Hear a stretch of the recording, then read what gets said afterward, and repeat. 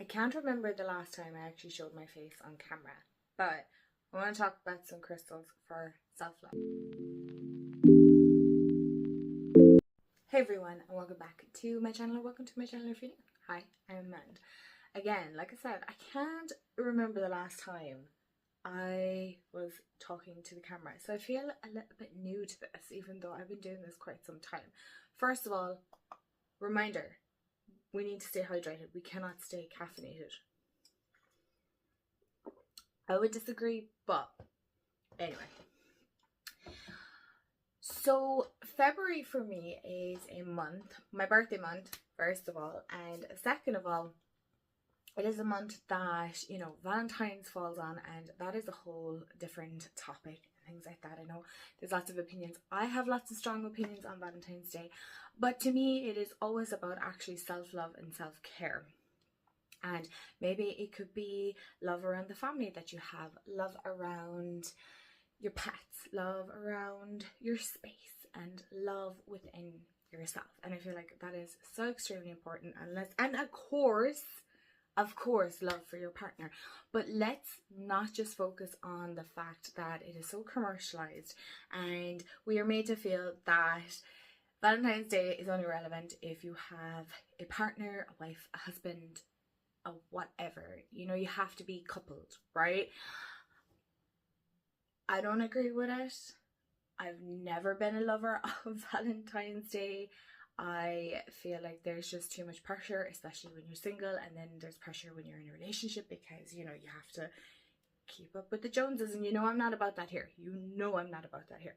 But how can we kind of alleviate that pressure? And as most of you know, I like to work with crystals. I don't know, I have a few behind me.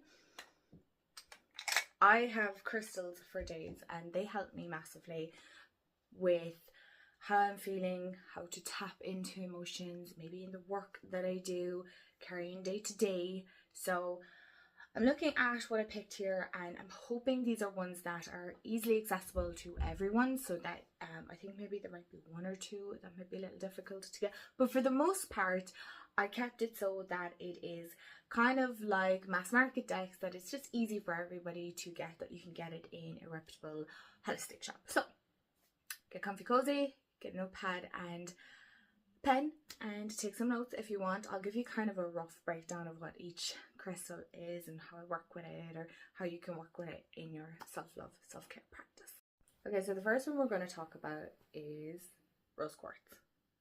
So don't focus on me, focus on the crystal. Okay, so this is kind of like a common crystal when it comes to love, self-love, bringing in love. It's the crystal of love, love, love, love, right? And I know a lot of people will recommend this. It's easily accessible to everyone. I think you can get this anywhere. You can get this in like health food stores, in a little tumble. You don't have to get a big tower like I have. I have lots of different pieces of rose quartz around the place. It's a great one to keep in your bedroom, right? You want to bring in some self-love. Where do we spend a lot of time? I spend, you know, not just me, but everybody would spend a lot of time in the room because you sleep there. So it's a great one to promote self-love, self-care. It's very soothing, it's very gentle. It's not an in-your-face kind of a crystal. And again, it's very affordable. So that's why I picked it, because it's affordable. Everybody, I'm assuming in most of the world, can get this, but it is just a fantastic beginner-friendly crystal. If you're looking for a beginner-friendly, rose quartz is one of the top that I would pick. So this can help you with your feelings, maybe around relationship. It can help you with feelings towards yourself. This is kind of like multi-purpose, really, to be honest, and it's a lovely one. I like holding that now. I prefer towers and spheres because they're easier for me to hold, and tumblestones are great if you want to do crystal grids. So let's get into the next one. So the next one I want to talk about is Lepidolite, and I really like this one. This is very much along the lines, I feel like, that purple sunset that you get in the summer evening. I really, really like this. It does have like glitter flecks in it that my camera and my lights will never pick up for the camera. This is a very soothing one. It is connected with your third eye and your heart chakra. So for those of you that may be new and you don't know about chakras, we have 7 main chakra points, starting from our root all the way up to our crown. And this is a great one for connecting in with our heart. Now what I do want to say is none of these crystals are to take place for medical, if you need medication or anything like that, right? This isn't medical advice or anything like that. These are kind of just to help you, kind of like, you know, your tarot cards and things like that, to help you along your path. And I love this for relieving feelings of anxiety and stress that I might be having. It's a very soothing crystal. It is very, very soothing, and it helps with that kind of mind-body connection. It, like, in one way it brings you back to yourself, but this is a really, really nice one, and again, very accessible to everyone, and it's called Lepidolite. I'll try and write them all in the description box. So an oldie but a goodie, and I don't think I'll ever get sick of this crystal.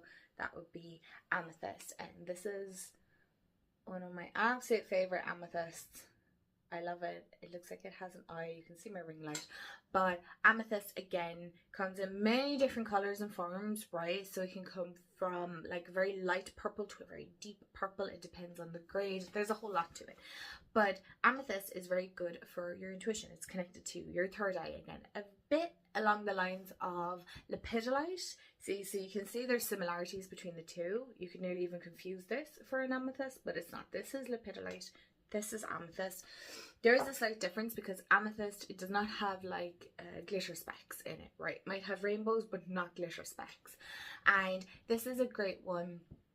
And like I always say, for putting on your third eye, I would say if you have that kind of pulsating from doing maybe a little bit too much spiritual work and you haven't been grounded enough, this is a great, no, not this one, but putting it on your third eye here. Or maybe if you have a slight headache, I've used this to ease minor headaches. I haven't tried it on major headaches because sometimes they are a pain to shift.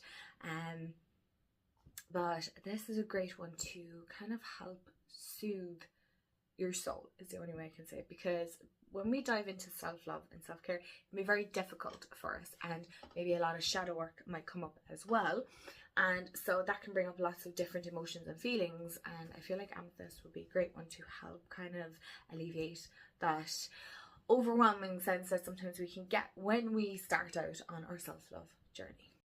So the next one I want to talk about, I'm not sure how easily accessible this is because I did get this when I was on holidays in Malta last year, and this is Harlequin Quartz. Now, again, I have not seen this in Ireland, not from any of the sellers that I buy from. It might be, I just haven't looked. So I don't know anywhere else in the world. Now, I know I got it from Malta, so I know I can get it there, but this is a hefty piece. This is very, very heavy. And I have some notes here to make sure that I'm getting this information right for you as well. But this helps expand your energy field. Now, what I do know from the bit of research that I've done after I got it, it is connected to your root chakra, your heart chakra, and your crown chakra. So it kind of goes like in little steps. So it's, for me, this is, I love working with this when I'm doing kind of, I suppose what some people call mediumship type readings. And ancestral, so connecting with spirits, connecting with energy that is not obviously my own energy. Does that make sense? But when I say this is a great one for, I need to put this down because it's quite heavy. When I say this is a great one for self-love, because it helps root us to the earth, to the ground, right? It helps us open our heart center, and it helps open our like consciousness, right? And I feel like that is super important because we need to be self-aware when we're doing self-love. We need to be very in tune with our heart. What are we feeling? Where is it that we are feeling drawn, so that we can open it? If we have a closed heart center, we're not going to be open to receiving anything, or we're not going to be open to giving anything, or we're not going to be open to wanting to dive into anything either. But what I loved about this is when I was kind of looking it up, it is also helps create an anchor to the earth, right, which is what I just said, and transmitting love throughout the entire body, which I really think when you're doing self-love, you're not just focused in on here, It is the main focal point, yes.